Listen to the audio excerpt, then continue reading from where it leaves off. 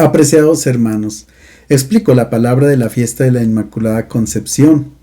El Papa Pío IX, el 8 de diciembre de 1854, formuló el dogma de la Inmaculada Concepción, en el que afirmaba que la Santísima Virgen María fue preservada inmune de toda mancha de pecado. El Papa utilizó un lenguaje de su época con categorías filosóficas y teológicas de difícil comprensión en nuestro tiempo.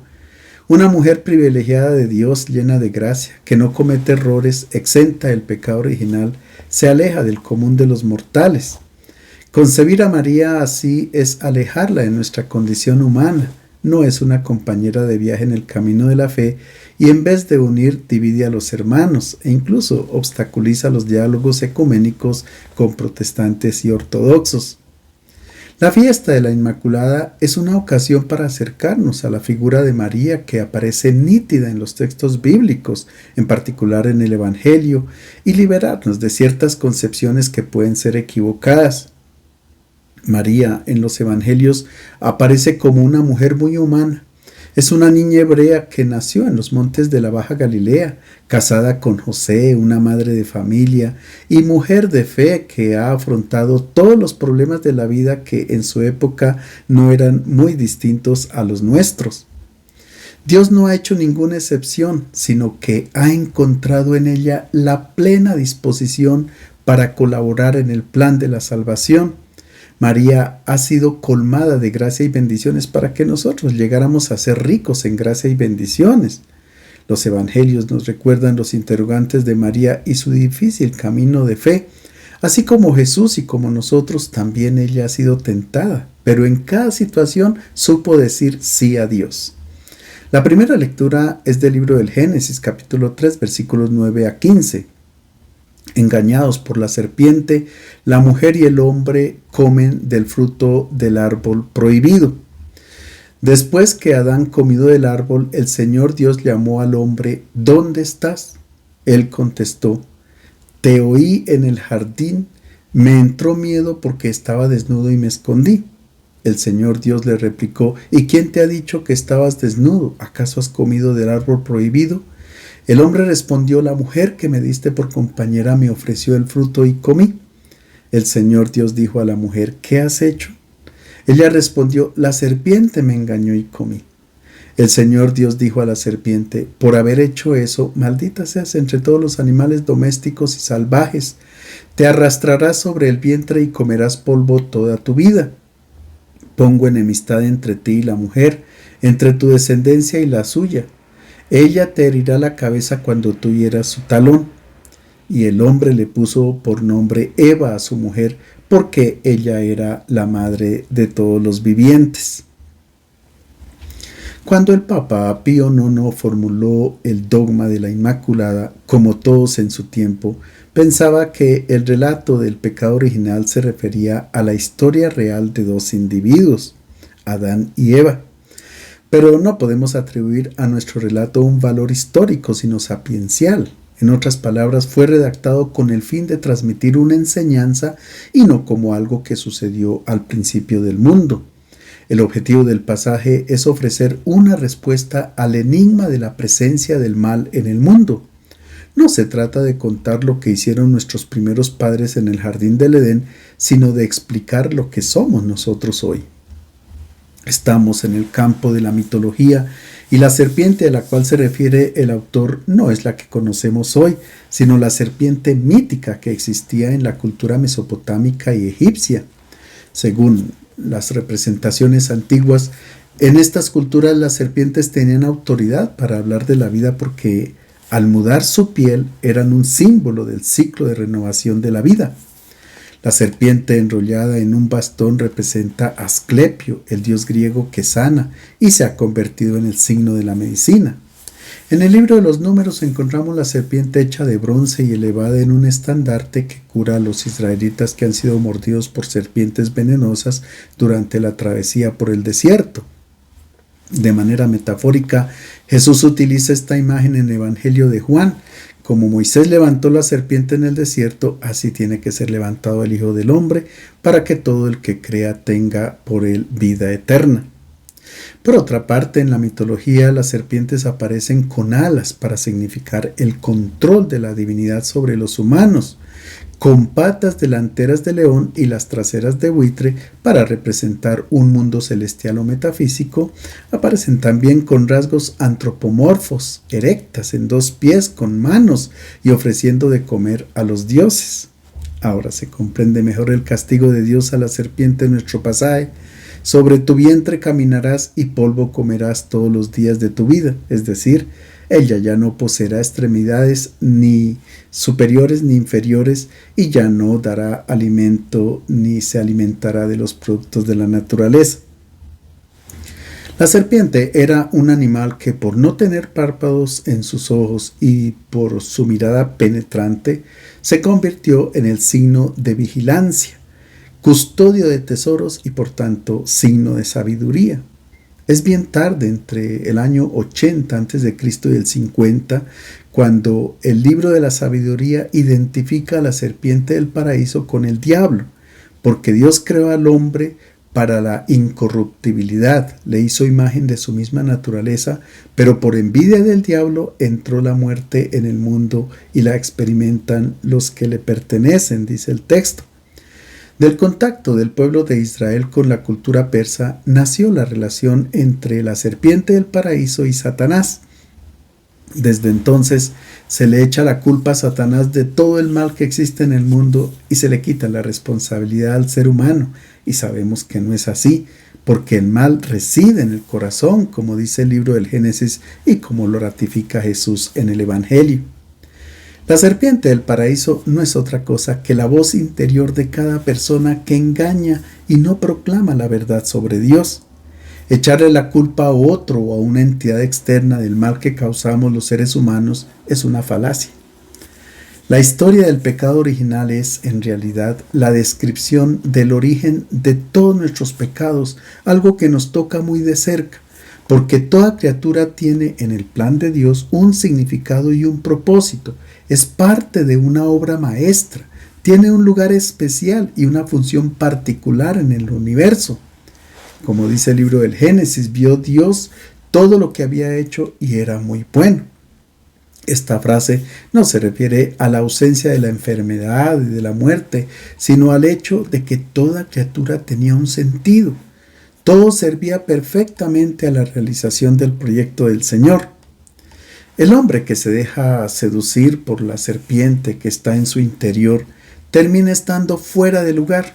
Dios lo busca, lo llama. ¿Dónde estás? Pero no lo encuentra, porque no está donde debería estar. La respuesta del hombre: oí tu voz en el huerto y tuve miedo porque estaba desnudo y me escondí, expresa el rechazo de la presencia de Dios, a quien ya no se le considera como un amigo, sino como un rival que hay que evitar, como un tirano que amenaza la independencia y la libertad. Cuando el hombre se aleja de Dios, también se distancia de los hermanos. Así sucede en nuestro pasaje. Adán acusa a Eva, quien a su vez culpa a la serpiente. Ambos reprochan a Dios haber creado un mundo equivocado. Esta reacción representa la tentación de descargar la responsabilidad del mal sobre un chivo expiatorio que puede ser otra persona, la familia, la sociedad, la educación y en última instancia sobre Dios. La serpiente no es una criatura diferente del ser humano, sino la contraparte que se opone a Dios, como bien lo dice Pablo en la carta a los Romanos. No hago el bien que deseo, sino el mal que no quiero, eso practico. En nuestro pasaje, la serpiente es declarada maldita, es decir, carece de fuerza sobrenatural y comerá polvo, es decir, su derrota será inevitable. Tendrá que arrastrarse por el suelo, como se ven obligados a hacer los enemigos derrotados delante del vencedor. Se le aplastará la cabeza y aunque hasta el final intentará poner en práctica sus trampas mortales, no lo conseguirá. Es la promesa de la salvación universal. Uno de la simiente de la mujer prevalecerá sobre la serpiente y le herirá en la cabeza. Será Jesús de Nazaret. En este sentido, la proclamación de María como Inmaculada Concepción adquiere un significado nuevo. Es una invitación a mirar a aquella mujer que desde su nacimiento ha hecho posible la armonía perfecta que Dios había querido para el ser humano.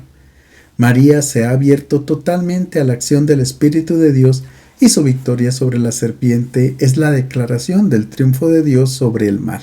La segunda lectura es de la carta a los Efesios, capítulo 1, versículos 3 a 6 y 11 a 12. Es un canto de alabanza y acción de gracias a Dios. La bendición es la más característica de las oraciones judías. En cualquier momento del día el israelita piadoso piensa en las intervenciones de Dios a favor de su pueblo, recuerda los beneficios otorgados y le da gracias pronunciando bendiciones. La bendición que encontramos en la carta a los Efesios es un himno conmovedor surgido del corazón de un cristiano de Asia Menor que era cantado durante las celebraciones litúrgicas y fue conservado para nosotros por el autor de la carta.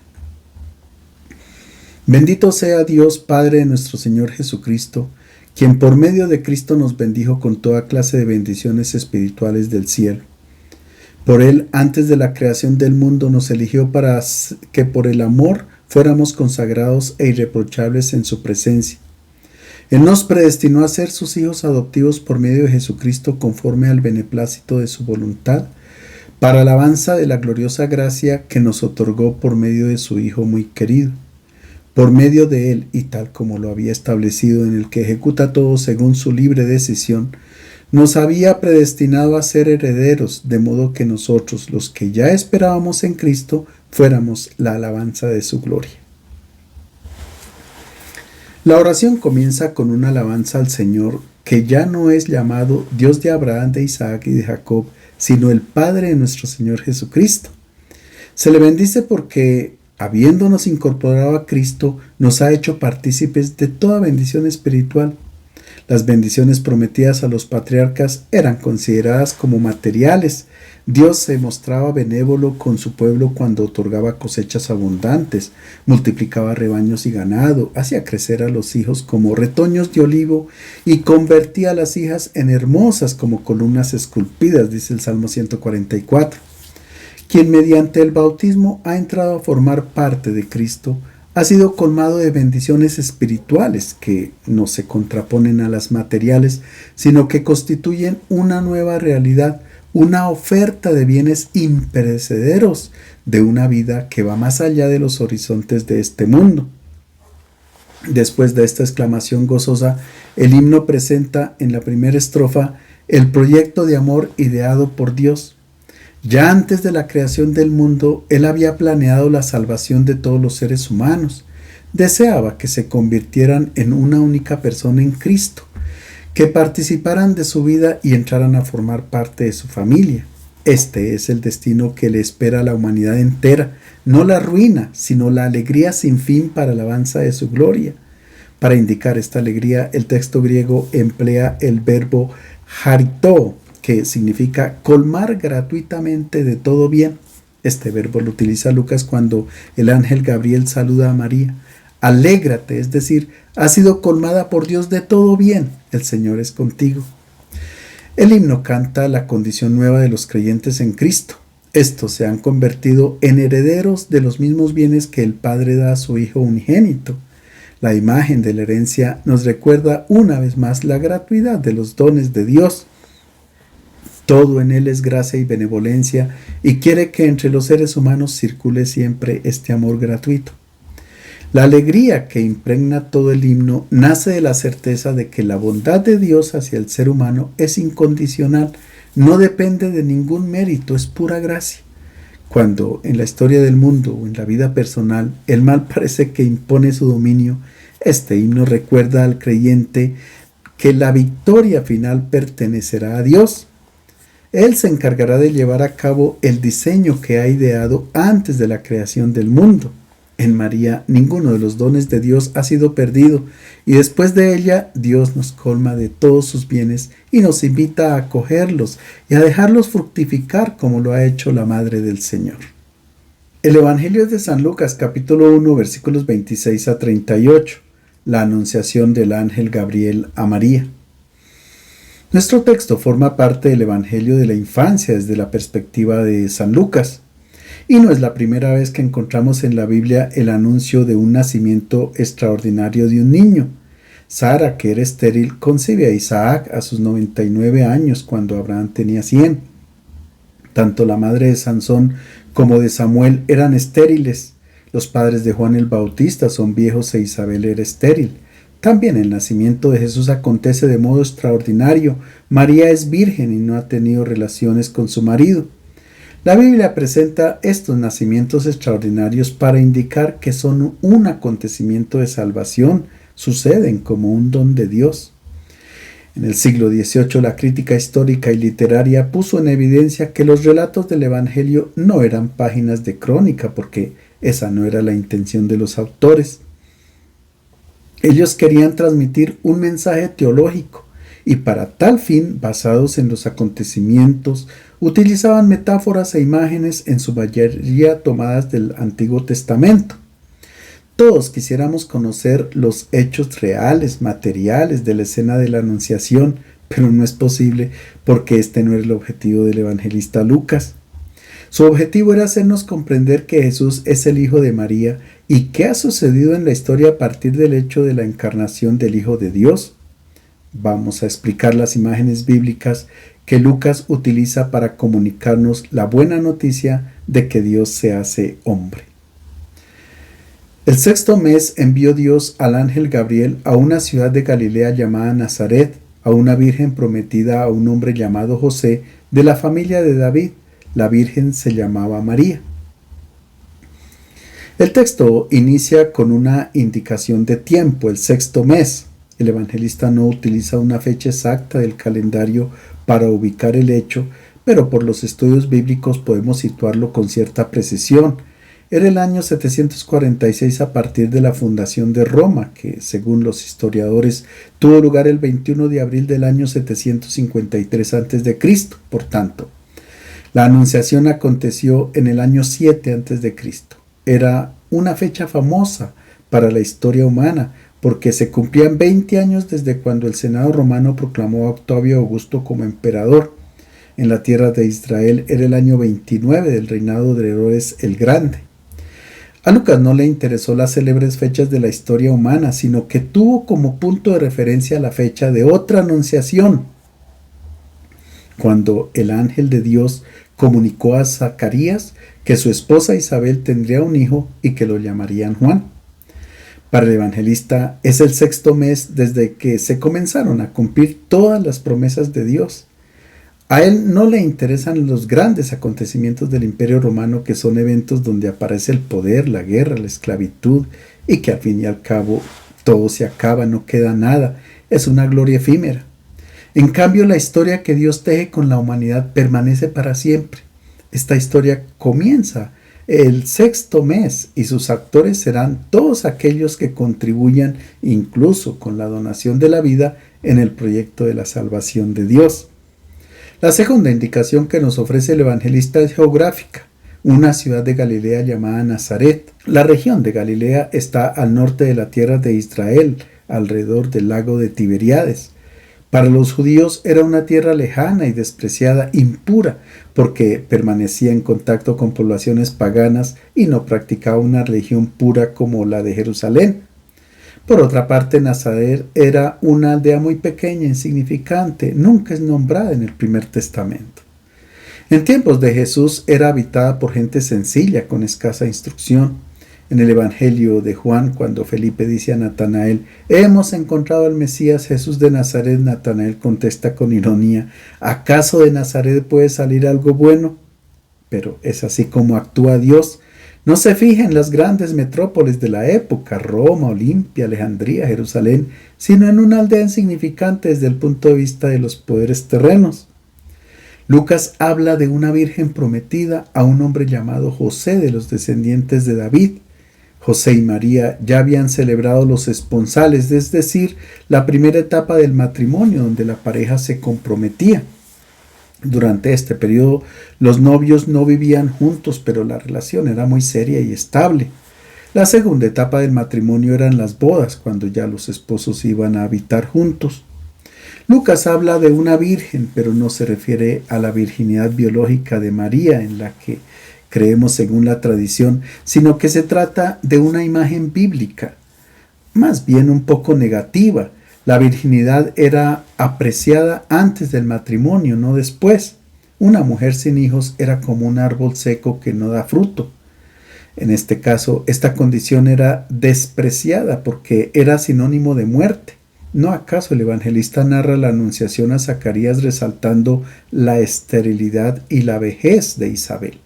Si Dios no interviene, ella queda infecunda.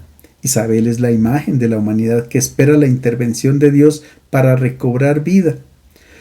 Lucas nos da el nombre de la Virgen, se llamaba María, Miriam en hebreo, que significa eminente o excelsa. Es un nombre muy frecuente en los evangelios. Ahora escuchemos el anuncio del ángel. Entró el ángel a donde estaba ella y le dijo: alégrate llena de gracia, el Señor está contigo. El texto griego utiliza el imperativo presente kaire, que indica una alegría o un gozo continuo. Muchos han traducido por ave o salve María como si fuera un saludo de cortesía cuando dos personas se encuentran por primera vez. No. Se trata de una expresión que Lucas tomó del Primer Testamento y que indica la promesa de gozo, de bien y de esperanza que los profetas pronunciaron en nombre de Dios sobre la ciudad de Jerusalén, la Virgen Sión. Sofonías en el capítulo 3 dice: grita ciudad de Sión, lanza vítores Israel, festeja lo exultante Jerusalén capital, no temas. La razón es porque Dios ha retirado todas las sentencias contra la ciudad y ahora está en medio de ella. Bekirbek en hebreo, que literalmente significa en tu vientre. Y así todo queda claro. María tendrá que alegrarse continuamente porque el Señor está en su vientre y se va a hacer un mortal como uno de nosotros. El profeta Zacarías en el capítulo 2 dice: canta de júbilo y alégrate, oh hija de Sión, porque voy a venir y habitaré en medio de ti, declara el Señor. Para San Lucas, esta es la razón del gozo de María, porque el Señor va a plantar su tienda y va a habitar entre nosotros, como dice el prólogo de San Juan. El gozo continuo es porque va a llegar el Emanuel, el Dios con nosotros, en palabras de Mateo. San Lucas, por medio del ángel, nos está comunicando un mensaje muy importante.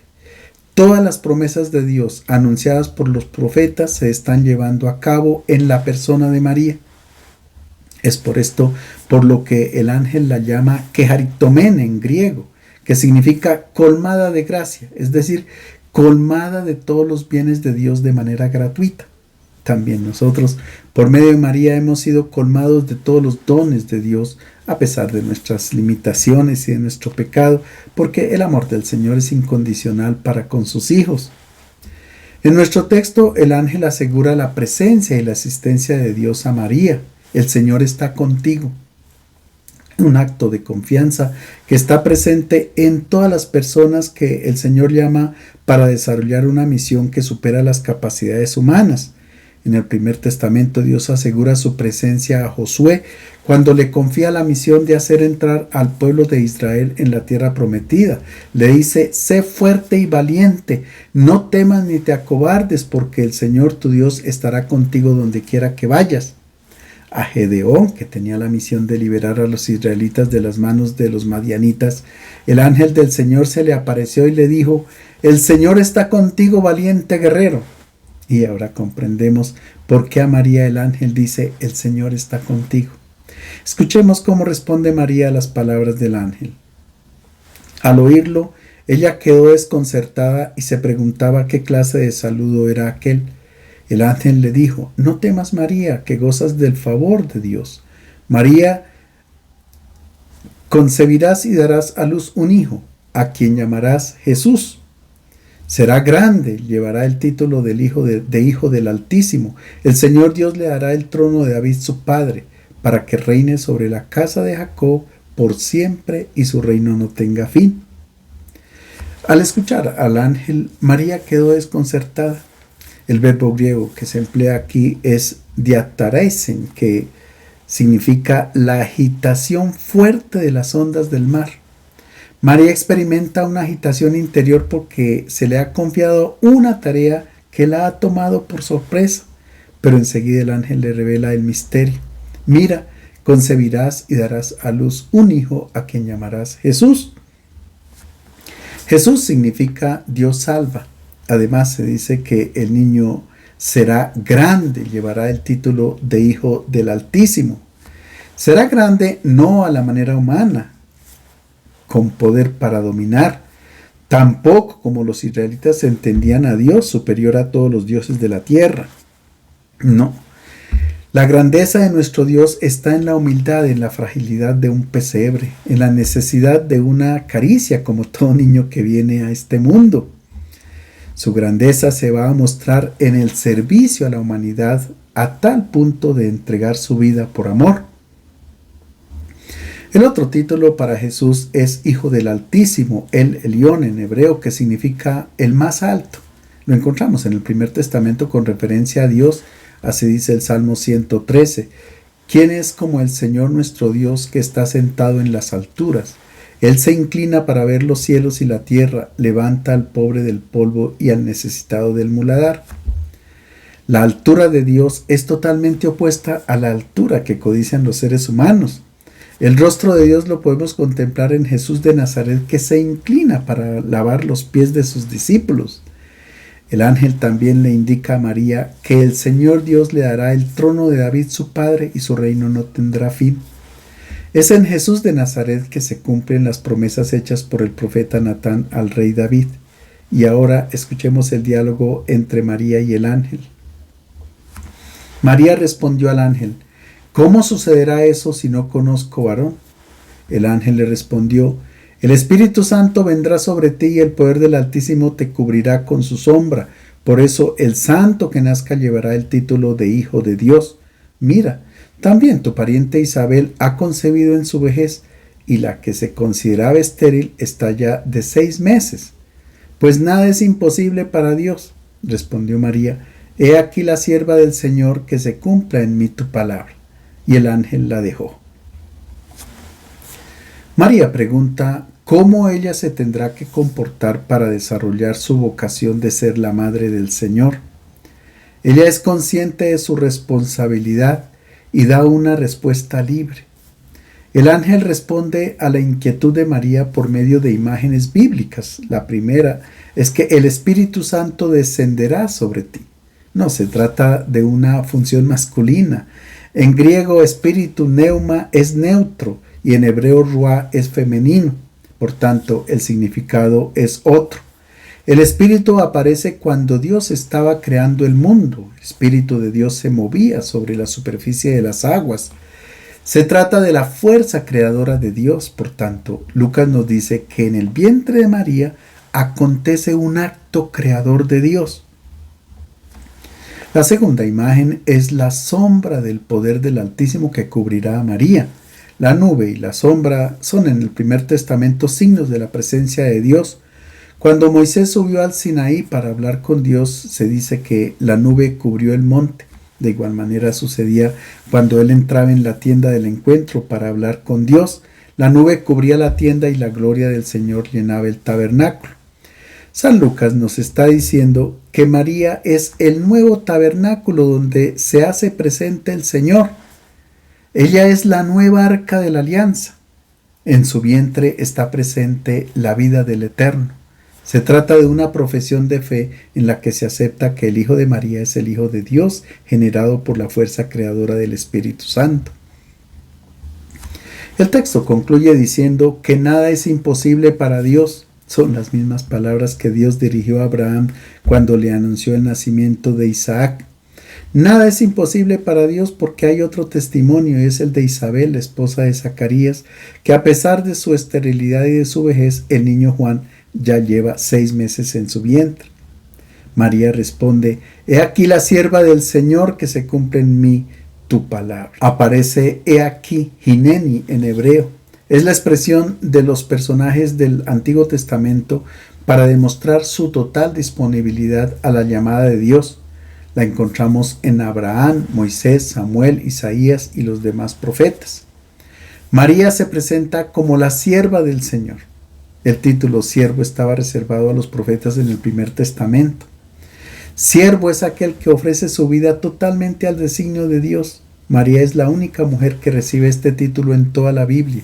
Realmente es el título que la primera comunidad cristiana daba a María porque ya se había constatado la respuesta que ella había dado a su vocación. Finalmente María dice, que se cumpla en mí tu palabra. No es una resignación. En griego se dice genoito, que es un verbo optativo aoristo que expresa el deseo gozoso de que todo ocurra lo antes posible. Por todo lo anterior y por tantas razones más, es que nosotros veneramos y amamos mucho a María, la Madre del Señor. Les deseo una feliz fiesta de la Inmaculada Concepción.